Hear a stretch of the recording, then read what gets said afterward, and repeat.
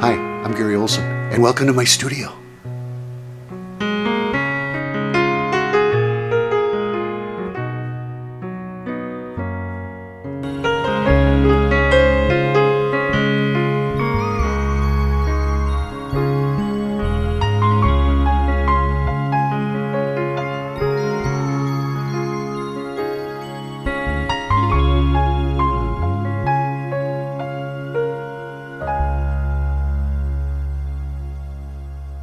It's been my experience that every good painting starts with a great drawing. I spend a lot of time drawing my composition directly on gessoed canvas. I really enjoy the process. When I'm satisfied with the results, I spray it with a heavy coat of spray fixative that fixes the drawing to the canvas so it doesn't smudge or combine with the paint that I'm going to apply here shortly. It's time for the underpainting. An acrylic color combination of red and ultramarine blue. Now this is a real scene. This is the neighborhood between Hill Street and West 5th Street in Dubuque. And you can see how the roofs and the houses kind of climb the hill on this very hilly terrain.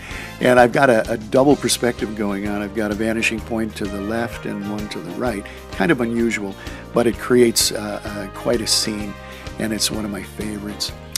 In any event, it's going to be an oil on canvas. Now, this underpainting is acrylic.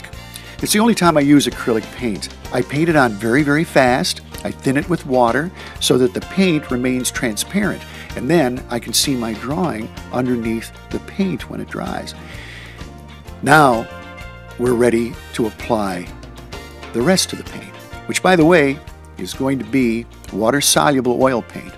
I love water-soluble oil paint because it washes up with water and soap and keeps my brushes looking fresh as daisies.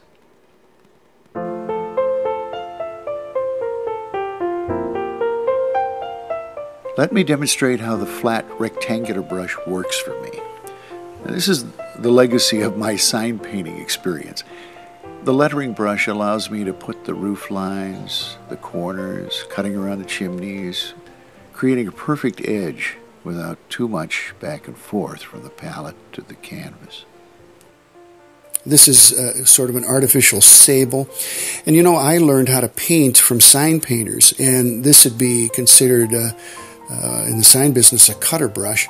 You can really do beautiful lettering with this, but I use it to paint because I love that kind of coverage.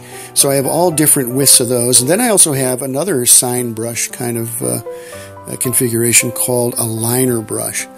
And the liner brush is a long, now this one here is sable. I use it as a detail brush. It holds a lot of paint.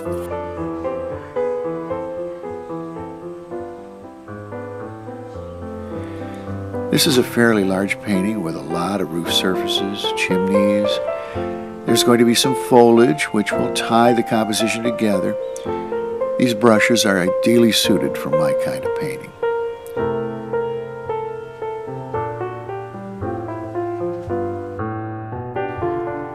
This is about a 4-day process. The first day I spend painting the rooftops. Now I'm painting the buildings beneath the rooftops. I use different sizes of flat brushes depending on the size of the house.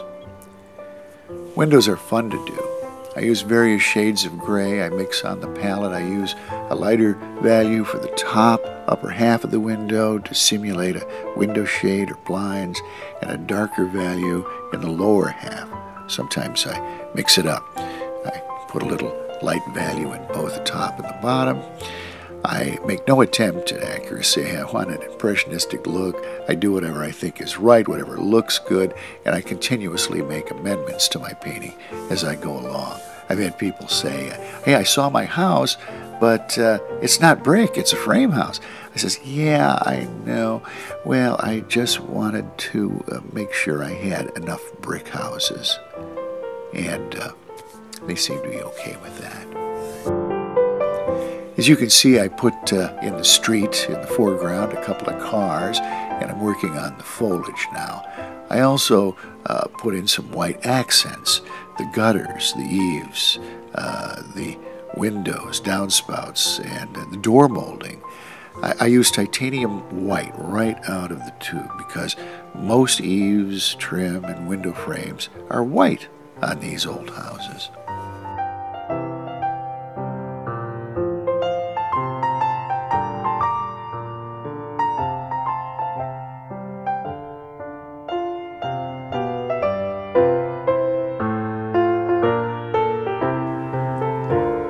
I'm using my palette of sap green, yellow ochre mixed with titanium white, cadmium yellow, and to give the appearance of sun shining on the grass and trees, I may introduce a little more white mixed with yellow. Now, that's the southern exposure that's facing the sun right now at this time of day. I keep my shadows dark to build overall contrast in the composition. Deeper, darker values are achieved by mixing in ultramarine blue and alizarin crimson to make a dark purple that I mix back into the sap green to make those darker shadows in the foliage.